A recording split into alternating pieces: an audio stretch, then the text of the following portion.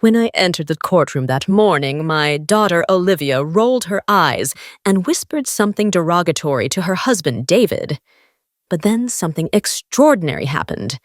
The judge looked up, froze completely, and murmured in disbelief, "It's her." The entire courtroom fell into absolute silence. None of them had any idea who I really was until that moment. That trial changed everything. Listen to the story to the end and tell me what you would do in my place. My name is Rose. I'm 69 years old, and until a few months ago, I was just a regular grandmother. Every morning, I'd get up at 6 a.m., brew my coffee in the same chipped mug I had used for 20 years, and look out the window of my small kitchen while watering the violets my late husband loved so much. It was a simple, predictable life, full of little rituals that gave me peace. For 45 years, I was the mother who sacrificed everything for her one and only daughter, Olivia. I worked cleaning offices at night, sold pies on the weekends, and sewed clothes to earn a few extra bucks. All so she could go to college and have the life I never did. When she married David, an arrogant man who never said a kind word to me, I swallowed my pride and welcomed them to my home every Sunday with the table set and my best smile. I thought that after I became a widow, Olivia and I would grow closer. How naive I was. Instead of finding comfort in our shared company, my daughter began to see me as a nuisance. Her visits became cold and obligatory, her calls less frequent, and her excuses to avoid spending time with me grew more and more creative. If you're watching this video, please subscribe to the channel, and tell me in the comments where you're watching my story of revenge from. I want to know how far it has reached. The greatest humiliation of my life came on a gray Thursday in October. I had prepared the shepherd's pie that Olivia loved so much, the one that took me hours to make, but always made her smile when she was a little girl. I put out my best tablecloth, the one I had embroidered when she was a teenager, and even bought fresh flowers for the centerpiece. When they arrived, David walked into my house like he owned it. He plopped down on my late husband's recliner and turned on the TV without even saying hello. Olivia wore a green dress I had bought for her, but her expression was as cold as January ice. "Mom, we need to talk," she said in that voice she'd developed since she got married, a voice that seemed to belong to a stranger. She sat on the edge of the chair as if she was in a hurry to leave. "David and I have made a decision," she continued, as he sat in the recliner without taking his eyes off the screen. "This house is too big for you. You can't maintain it alone anymore. And we need a bigger place for when we have kids. We've found the perfect senior living community for people your age." I felt like the ground was opening up beneath me. This was the house where Olivia had taken her first steps, where we had celebrated every birthday, where her father had died holding my hand. Every corner held our most sacred memories. Every photograph on the walls told our story. "But Olivia, this is our house. All our memories are here," I pleaded, my voice trembling, each word breaking. "Memories are in the heart, Mom, not on the walls," she replied with a coldness that chilled me to the bone. "Besides, the community has activities for people like you. You'll be better off there. You'll have company your own age." David smirked with satisfaction as he began to eyeball the rooms, as if he already owned them. "It's what's best for everyone, Mrs. Rose," he added with that fake smile I hated so much. "We'll handle all the paperwork. You don't have to worry about a thing." My heart shattered into 1,000 pieces. My own daughter, the girl for whom I had sacrificed my youth, my health, and my dreams, was throwing me out of my own house to give my home to that despicable man. Tears threatened to fall, but I swallowed them down.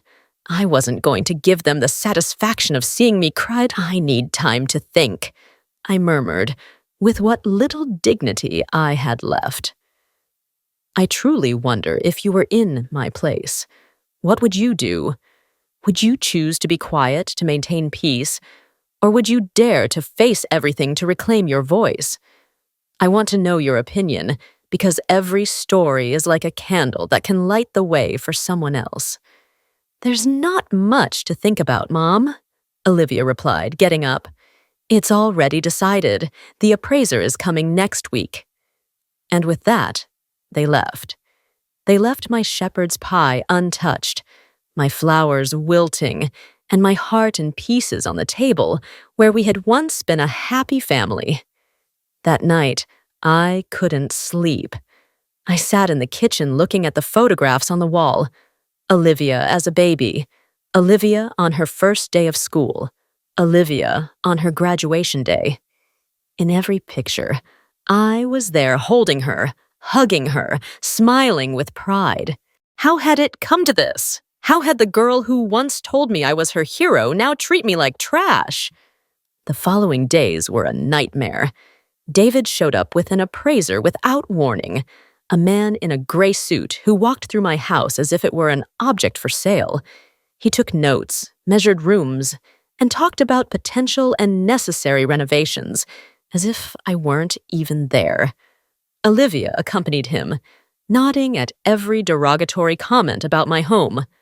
"The pipes are old," the appraiser would say, "and these kitchen tiles are outdated. We'd have to change everything." Those were the tiles my husband had put in with his own hands when Olivia was 10. Each one represented hours of work, love, and hope for our future. But to them, they were just obstacles to their new life. The humiliation hit rock bottom when Olivia brought brochures for the community. "Look, Mom, it has beautiful gardens and they host bingo on Tuesdays," she said with that fake voice she used when she wanted to convince me of something. "Plus, there's a 24-hour nurse. You'll be safer." Safer. I had lived in this house for 30 years without any problems. I knew all my neighbors, had my routines, my plants, my memories. But for Olivia, none of that mattered. All that mattered was that I get out of her way. The day I least expected it, they arrived with papers. David entered like he owned the place, followed by Olivia and a man who introduced himself as a lawyer. "Mrs. Rose, we've prepared all the documents for the property transfer. We just need your signature." "Transfer?" I asked, confused. "I thought you were going to sell the house." Olivia avoided my gaze. "Well, David and I decided to keep it.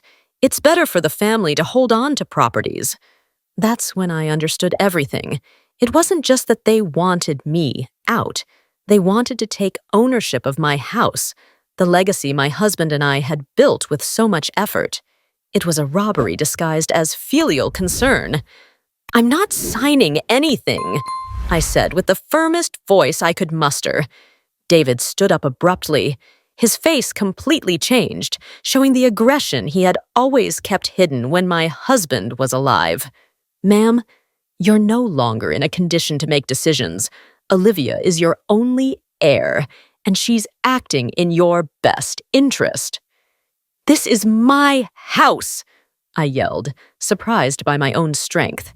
"And I'm not leaving." "Mom, don't make this harder," Olivia murmured, finally showing some discomfort. "You know you can't keep living alone. Last week you forgot to turn off the gas." It was a lie. I had never forgotten to turn off the gas. But David smiled as if he'd just found the perfect excuse. "Come on, Olivia. Your mother isn't well. It's dangerous to leave her alone." The lawyer cleared his throat. "Ma'am, if you don't sign voluntarily, we could explore other legal options. A mental incapacity process, for example." I felt like the world was crashing down on me. My own daughter was willing to have me declared insane to steal my house. The man I had accepted as a son-in-law was threatening me in my own living room. And I, a 69-year-old woman, was completely alone against them. "I need time," I murmured, defeated. "You have 1 week," David said coldly. "Then we'll do what we have to do." When they left, I collapsed into my husband's recliner and cried like I hadn't since his funeral. I cried for the daughter I had lost, for the home they were taking from me, for the life that was crumbling around me. I felt betrayed, humiliated, completely helpless. That night, for the first time in my life, I considered giving up. Maybe they were right. Maybe I was too old, too weak, too useless to fight. Maybe it was best to accept my fate and disappear quietly as they wanted. But then something inside me refused to die, a small flame of dignity still burning in my chest. I wasn't going to let them trample me without a fight, not after a lifetime of sacrifices and devotion. The next day, Olivia came back alone. For a moment, my heart filled with hope. Maybe she had come to her senses. Maybe she had come to apologize. How wrong I was. "Mom, I came to help you pack," she said with that mechanical voice she had adopted. "I've brought boxes. We can start with your clothes." I stared at her, searching for any trace of the girl I had raised, but I only found a stranger, cold and calculating. "Olivia, please come to your senses. I'm your mother." "That's exactly why I'm doing this," she replied without looking me in the eyes. "Because I love you, and I want what's best for you." Love. This was love, stripping me of my home, my dignity, everything I had left. That was love. For the next few hours, Olivia began packing my belongings as if they were worthless objects. She took my family photos and carelessly stuffed them into boxes. She packed the books my husband had given me, the dishes from my wedding china, the tablecloths I had embroidered during years of insomnia. "This dress is too old, Mom. I don't think you'll need it," she said, holding up my mourning dress, the one I had worn to my husband's funeral. "Leave it," I begged. "Please, just leave it." But she had already put it in a donation bag. My pain didn't matter. My feelings didn't matter. I didn't matter. Tell me whether you have parents, grandparents, or older family members who deserve more respect than they currently receive from their families. Alternatively, tell me if you yourself are going through a situation in which you're not appreciated as much as you truly deserve. The last straw was when she found my jewelry box. Inside was my wedding ring, the earrings my husband had given me on our 20th anniversary, and a small gold chain that had belonged to my mother. "This jewelry will be safer in a safe deposit box," Olivia said, putting them into her personal bag. "They could get lost or stolen at the community." "Those are mine," I yelled, trying to snatch the bag from her. "Mom, you're very agitated. This just confirms you can't take care of yourself," she replied, with that sickening calmness that chilled me to the bone. At that moment, I knew I had lost my daughter forever. The Olivia I knew had died, and in her place was this heartless woman, manipulated by David and blinded by greed. That night, when Olivia left, taking my jewelry and my most precious memories with her, I was left alone in my half-empty house. The bare walls reminded me of how little I had left, how easy it had been for them to dismantle a lifetime. I couldn't eat. I couldn't sleep. I sat on the floor of my living room, surrounded by open boxes and scattered memories. And I wondered how I had come to this, when I had become invisible, when I had stopped mattering. The following days were a living hell. David came early every morning to supervise the process, as if I were incapable of packing my own things. He brought in strangers who measured, photographed, and evaluated every corner of my house. They spoke about me as if I weren't present, as if I were an old piece of furniture that needed to be removed. The old lady will have to speed up the process, David would tell Olivia. The movers are coming on Monday. Monday was Friday. I had 3 days left in the home where I had lived for 30 years, where I had raised my daughter, where I had loved and been loved. What if I don't finish packing? I asked in a faint voice. Don't worry, Mom, Olivia replied without looking up from her phone. The movers will take care of everything. You just take the essentials. The essentials. As if a lifetime could be reduced to the essentials. That afternoon, when they left, I walked through my house like a ghost. I touched the walls my husband had painted. I sat in every chair where we had eaten breakfast as a family. I opened every drawer that held little treasures from my past life. In the drawer of my husband's desk, I found old letters, paid bills, and some documents I had never looked at. Most of it was unimportant, but there was a folder I had never seen. It was marked with my husband's initials and had a small lock. Curious and desperate to find something, anything to connect me to better times, I searched for the key in all his usual spots. I finally found it inside an old book marking a page that talked about investments and properties. When I opened the folder, my world changed forever. There were documents that I didn't fully understand, but one immediately caught my attention. It was a will dated just 6 months before my husband's death, which I had never seen before. My hands trembled as I read. My husband had been much more foresighted than I had imagined. And Olivia, my dear Olivia, had no idea what she was about to discover. With trembling hands, I began to read the will that would change my life forever. My husband, who had always been so reserved about money, had been much busier than I had imagined during his last years. The document revealed that my dear husband had not just been the modest employee I believed he was. For decades, he had been quietly investing every extra dollar he earned. He had bought small properties when prices were low, invested in company stocks that were now worth a fortune, and accumulated a wealth I had never imagined in my wildest dreams. But that wasn't all.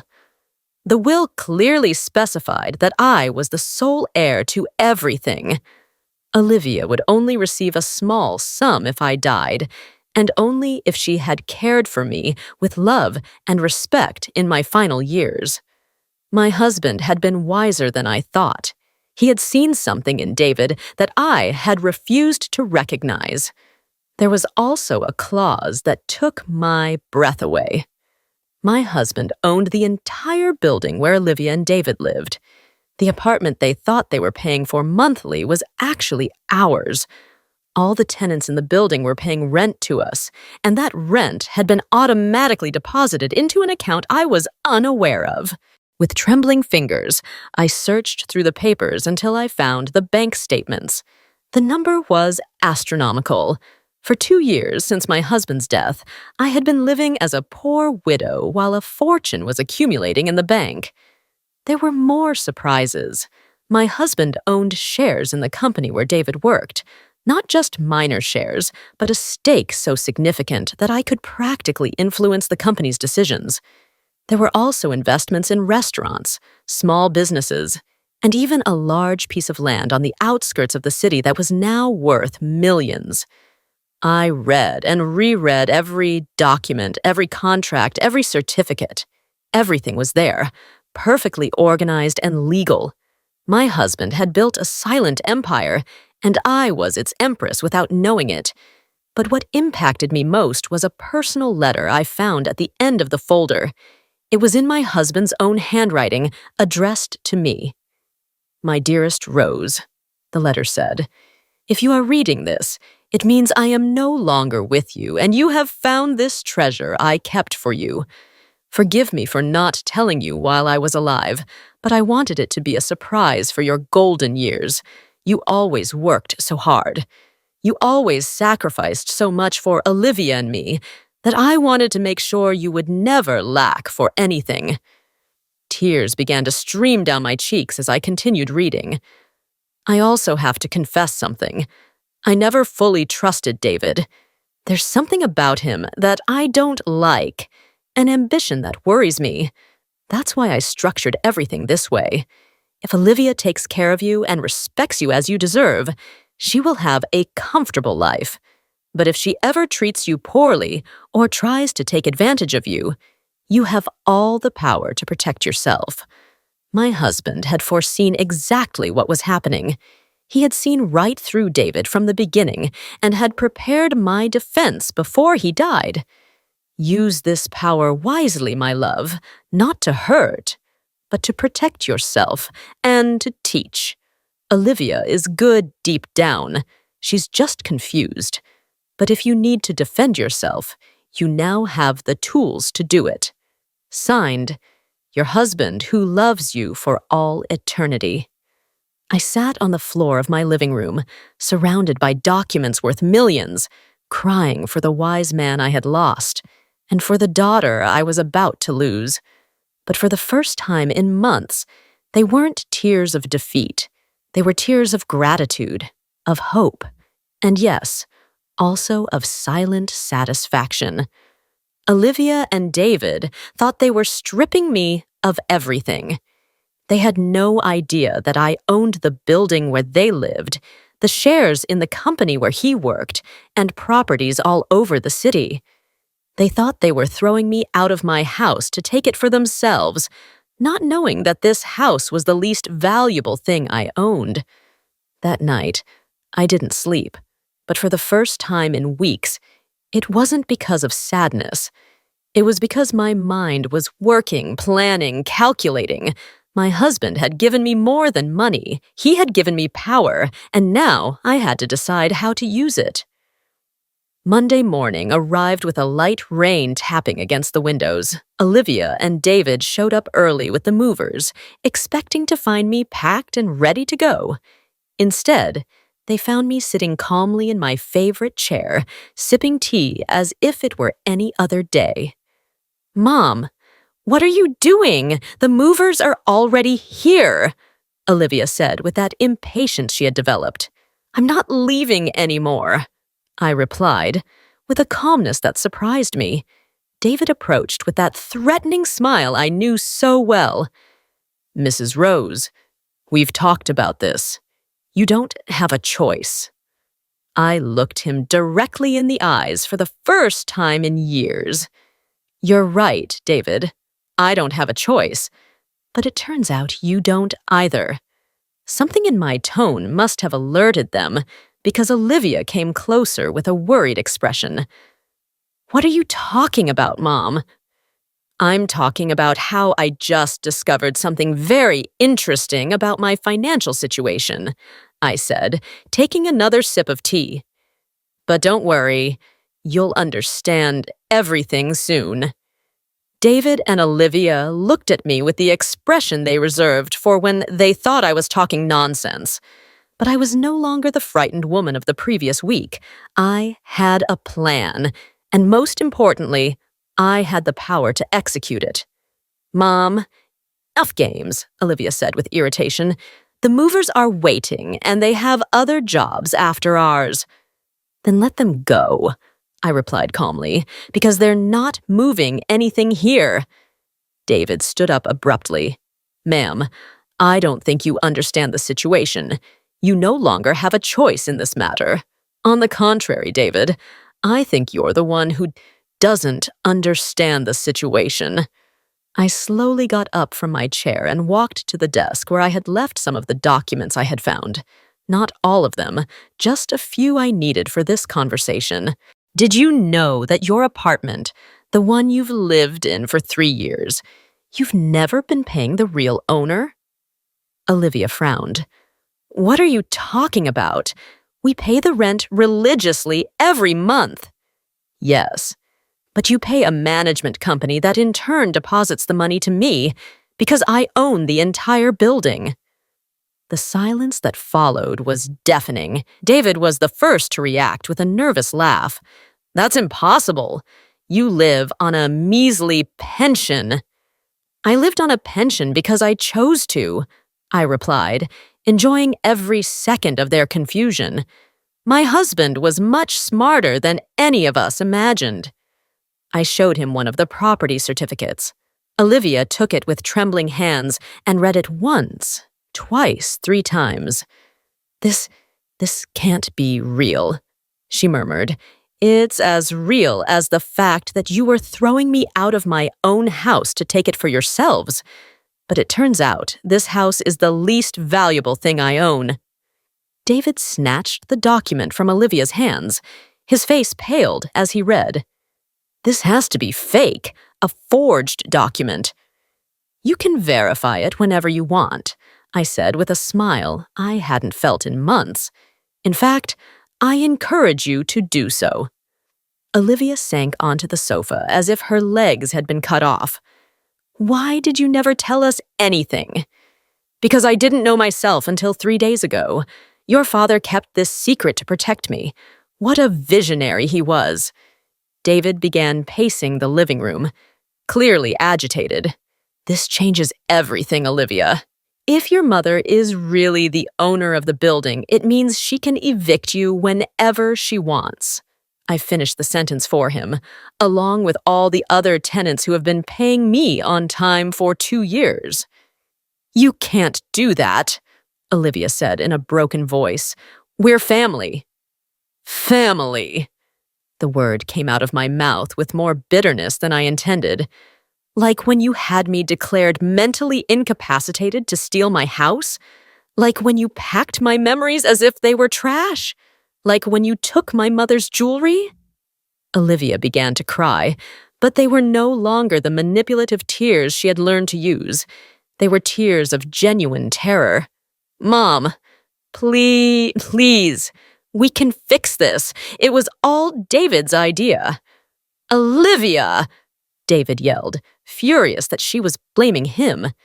"It's true," she continued, ignoring him. "He convinced me it was what was best for you. He said you were losing your memory, that you couldn't take care of yourself alone." "And you believed him?" I asked, feeling my heart break once more. "Do you know your mother so little that you believed him over your own intuition?" The movers who had been waiting at the entrance came closer, confused. "Excuse me, are we moving the stuff or not? Because we have another job in an hour." "No," I replied firmly. "Nothing is going to be moved here. You can leave." David approached me with that aggression he had always kept hidden. "This isn't over, old lady. We're going to challenge those documents. We're going to prove they're fake." "Go ahead," I said without flinching. "In the meantime, I hope you have enough money saved to find another place to live, because on the first day of next month, you're going to receive an eviction notice." "You can't do this to us," David yelled, completely losing his composure. "I can and I will," I said. "But don't worry, I'll be fair. I'll give you the 30 days the law requires." Olivia stood up abruptly from the sofa. "Mom, please, you have to understand. David told me that if I didn't convince you to move, he would leave me.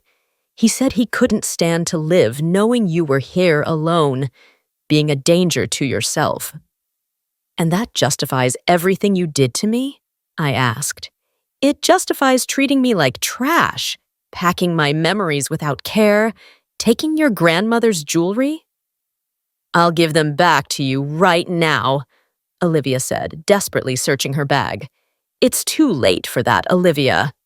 David tried one last manipulation.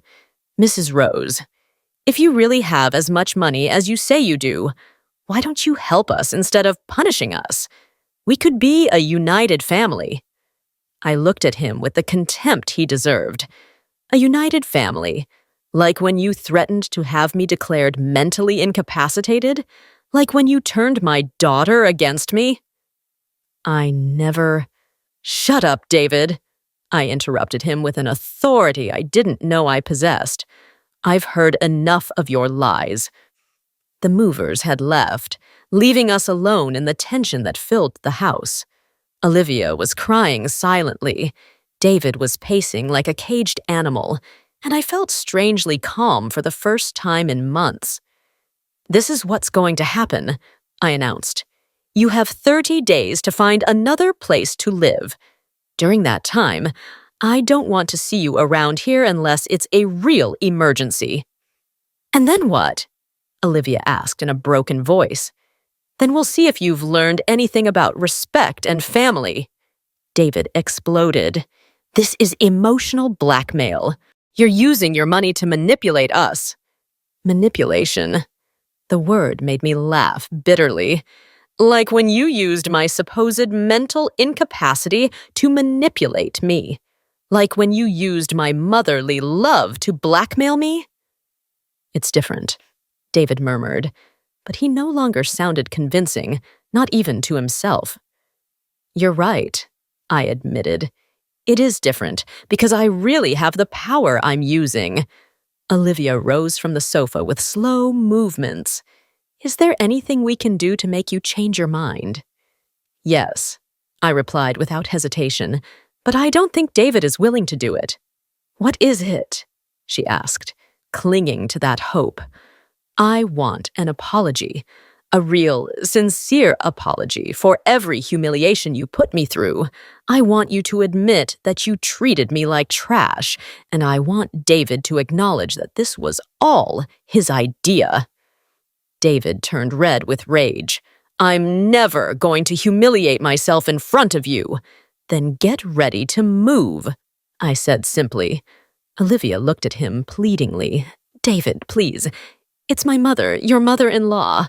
We can swallow our pride for our child." "No," he yelled.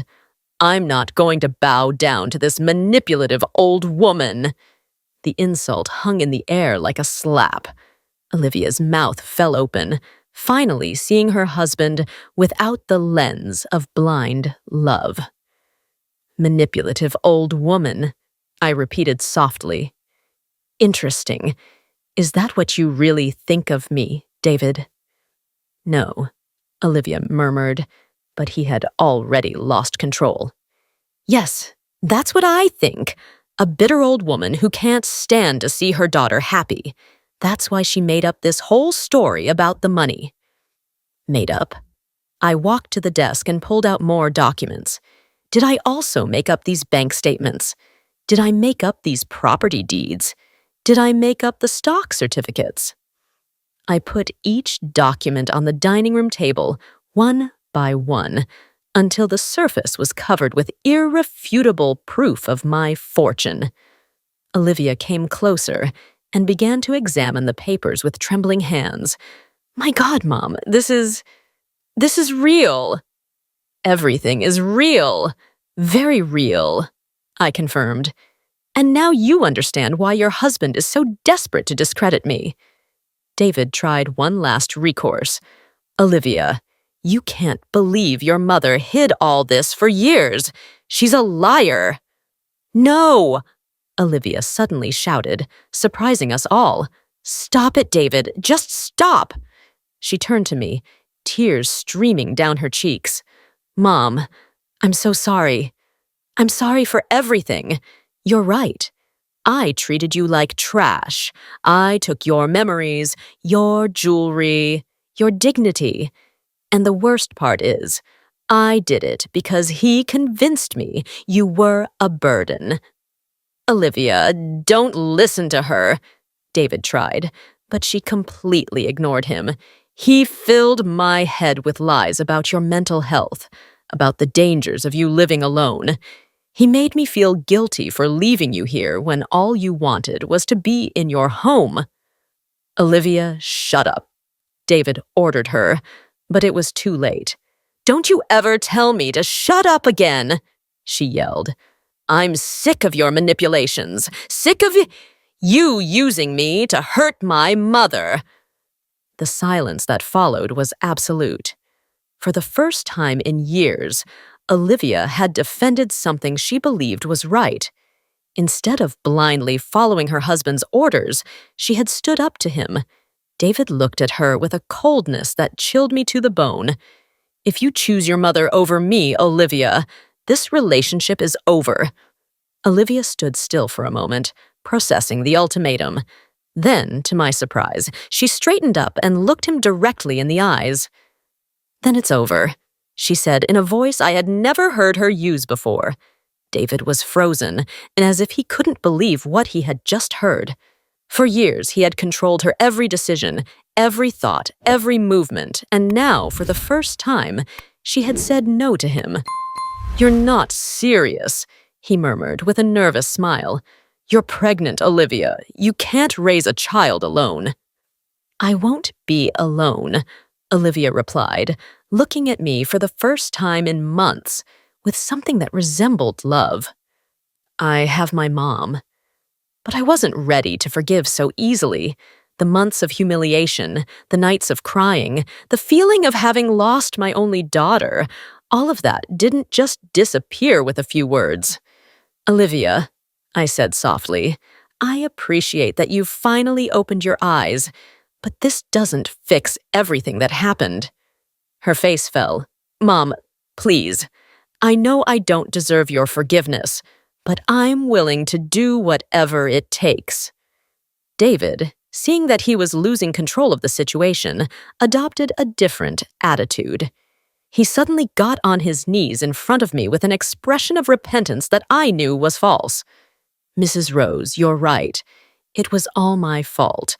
I convinced Olivia that you couldn't take care of yourself. I pressured her to make difficult decisions. Please, forgive me."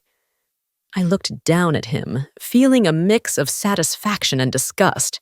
It was pathetic to see him grovel after months of arrogance. "Now you ask for forgiveness, David, when you discover that I'm not the poor, defenseless old woman you thought I was." "I was terribly wrong," he continued with that act I also knew. "Let me make it up to you. We can be a happy family." "A happy family?" I repeated. "Like when you threatened to have me declared mentally incapacitated? Like when you called me a manipulative old woman 5 minutes ago?" David swallowed, realizing that every word he had said was turning against him. I was upset. I didn't know what I was saying. "No," I said firmly, "You knew exactly what you were saying. You were showing your true colors for the first time." I turned to Olivia, who was watching the scene with an expression of shame and pain. "And you, Olivia, for months you treated me like a nuisance. Do you think an apology erases all that?" "No," she admitted in a broken voice. "I know I can't erase what I did, but I can try to make amends." "How?" Olivia looked at David, who was still kneeling on the floor with a pleading expression. Then she looked at Mickey. "By leaving him," she said finally. "By leaving this man who convinced me to betray the only person who has ever loved me unconditionally." David stood up abruptly. "You can't be serious. You're having my child." "I don't want my child to grow up watching his father manipulate and mistreat his grandmother," Olivia replied with a determination that filled me with pride despite everything. "Olivia, you're making the biggest mistake of your life," David threatened. "The biggest mistake of my life was marrying you," she retorted. David looked at both of us with pure hatred.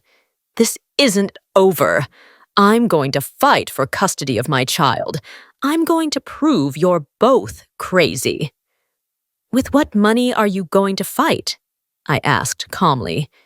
"Because tomorrow, I'm going to talk to your boss. Did you know I have enough shares in your company to influence personnel decisions?" David's face completely paled. "You wouldn't dare." "After everything you did to me? Of course I would dare." "That's an abuse of power," he murmured. "Like when you abused my motherly love to manipulate me? Like when you abused Olivia's trust to turn her against me?" David walked toward the door but stopped before leaving. "This doesn't end here," he said, his voice full of venom. "I'm going to destroy both of you." "Try it," I replied without flinching, but do it from somewhere else, because you have exactly 1 hour to get your things out of my building. 1 hour? You said we had 30 days. That was when Olivia was with you. Now that she's on her own, there's no reason for you to continue living on my property. David slammed the door behind him, making the whole house shake. Olivia and I were left alone for the first time in months, surrounded by a heavy silence and documents that proved a reality that was still difficult to process. "Mom," Olivia murmured after a long time, "can you ever forgive me?" I looked at her. This 30-year-old woman who had just discovered she had been living a lie, who had betrayed her mother for a worthless man, who was pregnant and alone. "I don't know, Olivia," I answered honestly. "You hurt me a lot." "I know," she whispered, "and I'm going to spend the rest of my life trying to make it up to you. Starting with what?" "Starting with giving you back your mother's jewelry," she said, pulling out the small bag she had taken days ago. "And with asking you if I can stay here tonight. I have nowhere else to go." I looked at the bag with my mother's jewelry. Then I looked at my pregnant, lonely daughter and felt my heart soften just a little. "One night," I said finally, "but tomorrow we'll start talking about how you're going to earn back my trust." Olivia nodded, tears of gratitude streaming down her cheeks. "Thank you, Mom. I promise I'll make things right." But I knew that promises were easy to make and hard to keep. The real test would come in the days that followed. The next few days were strange and tense. Olivia stayed in her old room, which I had kept exactly the same since she got married. During the day, we walked through the house like two polite strangers, only talking about necessary things. Breakfast, the weather, her morning sickness. But I was watching, observing every gesture, every word, every attempt Olivia made to win back my trust, and I liked what I saw. For the first time in years, my daughter was doing things for herself without expecting someone else to solve them. She washed her dishes immediately after eating, kept her room impeccable, and even began to help with the housework without me asking. On the third day, as I watered my violets at the window, Olivia came up to me with a cup of tea in her hands. "Mom, can we talk?" I nodded without turning to look at her. I was learning that silence was more powerful than 1,000 words. "I've been thinking a lot these past few days," she began, sitting in the chair where David used to install himself like a king, "about everything that happened, about the things I did and said." I continued watering my plants, waiting. "I've realized that it wasn't just David who changed me. I allowed him to change me. I chose to believe him instead of trusting my own heart." I finally turned to look at her. She had deep, dark circles under her eyes and looked thinner despite the pregnancy. It was clear she hadn't been sleeping well. "And why do you think that happened?" I asked her. Olivia sighed deeply. "Because it was easier to blame you than to face the fact that I had married the wrong man." That honesty took me by surprise. I expected excuses, justifications, but not such a raw admission. "When David started complaining that you visited us too much, I knew deep down he was being unfair. But it was easier to think you were clingy than to accept that he was selfish." She put her hands on her stomach, where the pregnancy was barely noticeable. "When he started suggesting you move to a community, I knew it was wrong, but he convinced me it was for your own good, and I wanted to believe him because it meant I didn't have to face the real problem." "What was the real problem?" I asked, though I already knew the answer. That I had married a man who didn't respect my family, who didn't respect me, and who was never going to change. The following days, Olivia began to tell me things that chilled me to the bone. How David had gradually isolated her from her friends, convincing her they were a bad influence. how he controlled every dollar she spent, telling her that women didn't know how to handle money, how he had convinced her to quit her job because real wives dedicate themselves to the home. "And you never thought to talk to me about this?" I asked her one afternoon. "David told me you wouldn't understand, that you were from another generation. He convinced me that if I told you our problems, you would tell me to leave him, and he didn't want any external interference in our marriage." Each revelation hurt more than the last.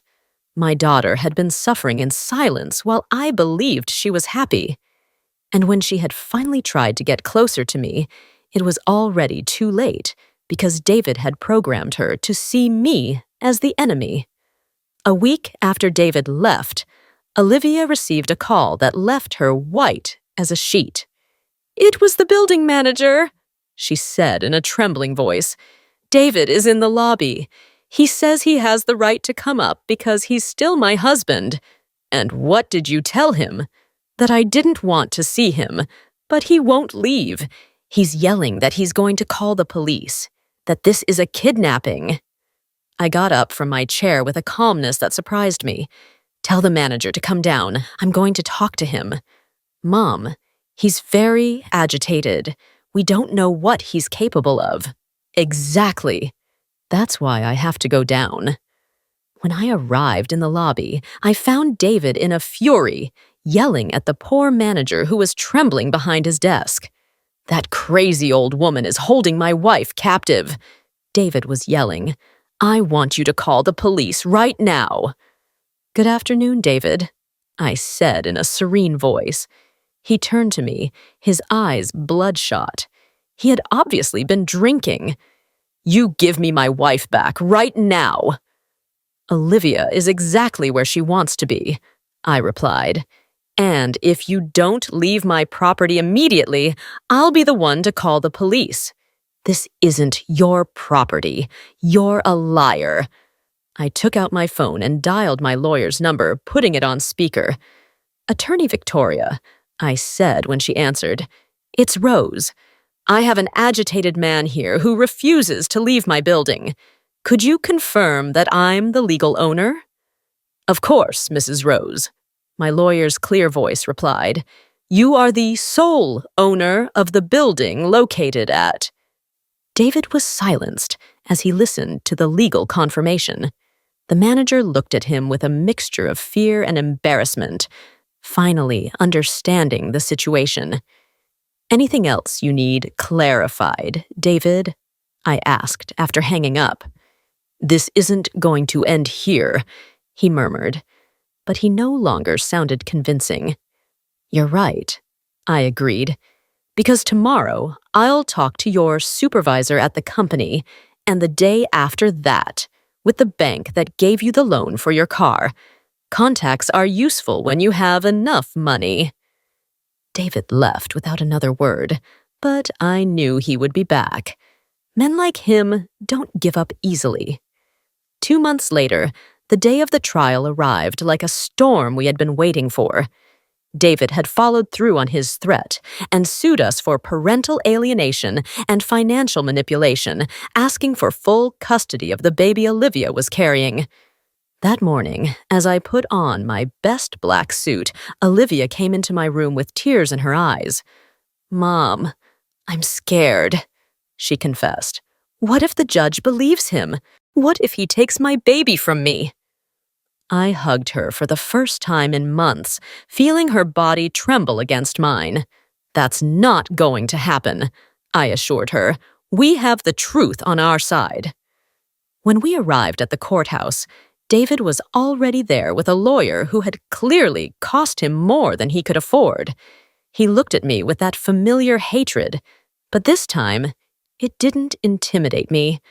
I had something he would never have, the peace of mind of someone who knows they are on the right side. Olivia and I sat on our bench. She wore a purple dress that highlighted her 5-month pregnancy, and I wore the earrings my husband had given me for our anniversary. We were prepared. David's lawyer began his argument. painting me as a vengeful woman who had used my money to destroy a happy marriage. He spoke of manipulation, emotional blackmail, and a toxic mother-in-law who couldn't accept that her daughter had grown up. When it was our turn, my lawyer, Victoria, stood up with elegance and began to present the evidence. The text messages where David insulted Olivia, the recordings where he threatened to leave her if she didn't throw me out of my own house, the testimonies of neighbors who had heard his yelling and abuse. But the decisive moment came when the judge looked up and stared at me. "Mrs. Rose Peterson," he asked with disbelief. "Yes, Your Honor," I replied, confused by his reaction. The judge took off his glasses and studied me carefully. "Did you work at the family court 30 years ago?" My heart stopped. "Yes, Your Honor. I was a secretary for Judge Gonzalez. You helped me when I was an intern. You taught me how to organize the files. You brought me coffee when I worked late. You were always kind to me when everyone else treated me like I was invisible." The entire courtroom fell silent. Olivia looked at me with astonishment. David paled, and I felt as if the world had stopped. "Your Honor, I am Ricardo Morales," the judge continued. "Do you remember me?" And then I saw him. Beneath the gray hair, the wrinkles, and the authority was the shy young man who had worked in my office decades ago, the boy I had defended when other lawyers made fun of him, the one I had encouraged when he doubted his abilities. "Ricardo," I murmured, feeling my eyes fill with tears. "Of course I remember you." The judge smiled, and for a moment he was that insecure young man again who sought approval. "I never forgot your kindness, Mrs. Rose. You told me I would be a great judge someday, when even I didn't believe it." David and his lawyer exchanged panicked glances. They knew they had lost before they even started. "Your Honor," David's lawyer intervened, "I believe this constitutes a conflict of interest." "There is no conflict," Judge Morales replied firmly. "There is only justice. And after reviewing all the evidence presented, it is clear that Mr. David Harris has been the only manipulator in this story." The verdict was resounding. David lost all rights to the baby and was prohibited from approaching Olivia and me. Additionally, he had to pay the costs of the trial and compensation for emotional damages. When we left the courthouse, Olivia hugged me like she hadn't since she was a little girl. "Mom, how is it possible that the judge knew you?" "Life goes in circles, honey," I replied, "and kindness always comes back when you least expect it." 6 months later, when my granddaughter Hope was born, I understood that it had all been worth it. Olivia had recovered her essence. She had become the loving mother I always knew she could be. One afternoon, as we rocked the baby in the garden of our house, Olivia asked me a question I had been waiting for. "Mom, have you really forgiven me?" I looked at her. This woman who had grown so much in such a short time, who had learned to value what was truly important. "I forgive you, Olivia," I said finally. "But more importantly, have you learned to forgive yourself?" That night, as I prepared tea in my old chipped mug, I thought about my husband and his letter.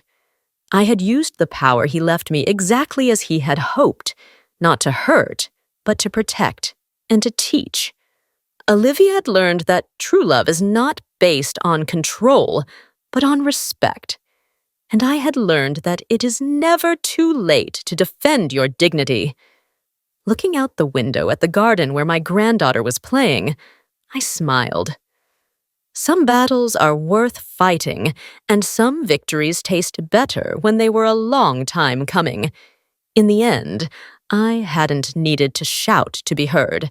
I had only needed to remember who I really was and to defend it with the peace of mind of someone who knows they are on the right side of the story.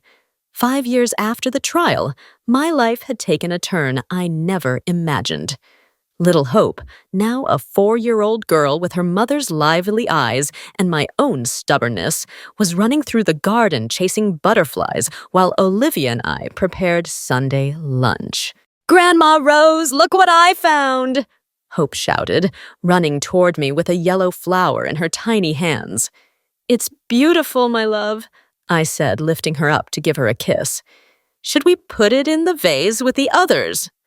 Olivia smiled at me from the kitchen. In these years, she had blossomed in an extraordinary way.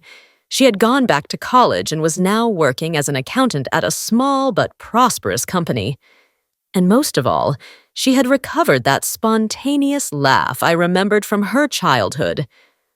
"Mom, a letter came for you," she said, handing me an elegant envelope. It was from the foundation I had established 2 years earlier with part of my husband's inheritance. Home and Dignity had become a refuge for elderly women who suffered from family abuse or abandonment. What had started as a way to honor my own experience had transformed into something much bigger. "What does it say?" Olivia asked, wiping her hands on her apron. "They're inviting us to the inauguration of the third house," I replied, feeling that deep satisfaction that only comes from knowing that your pain served a good purpose. They're going to house 15 more women. In these years, we had helped more than 50 women rebuild their lives. Some arrived as I had been, stripped of their dignity by ungrateful children or abusive family members. Others came alone, without family, but with similar stories of abandonment and mistreatment. The doorbell interrupted my thoughts.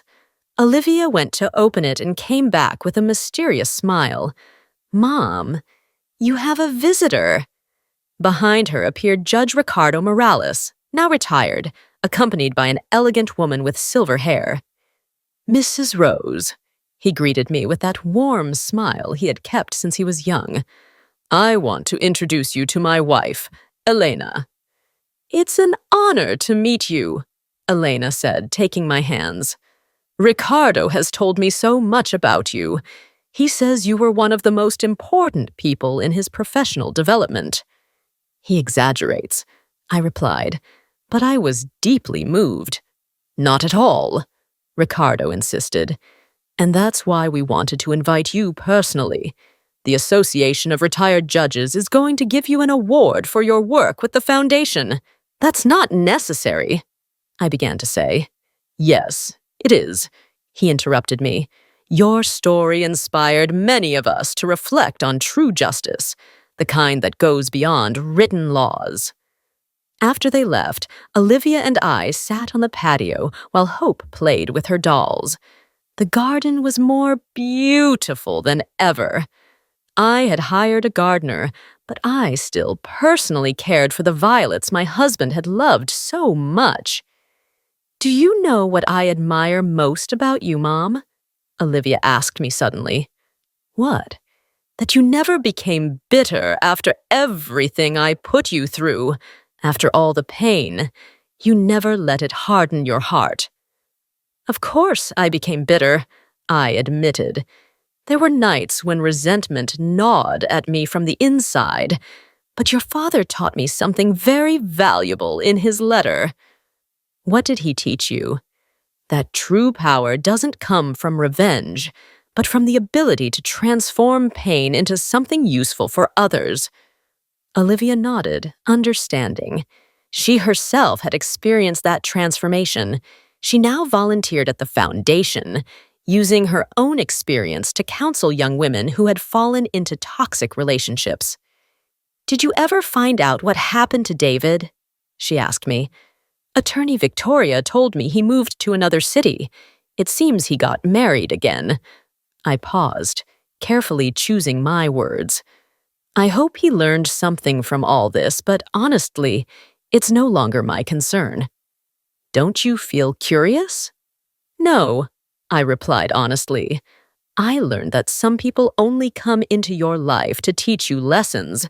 Once you've learned the lesson, You can let them go.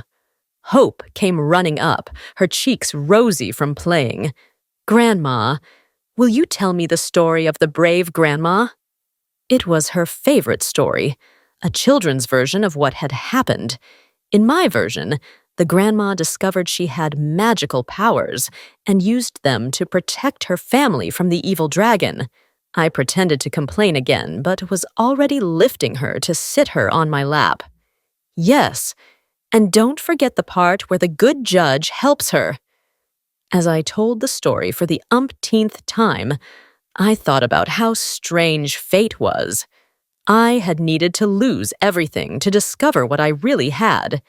I had to hit rock bottom to find my true strength. And happily ever after? Hope asked when I finished. Happily ever after, I concluded. The brave grandma found her happy ending.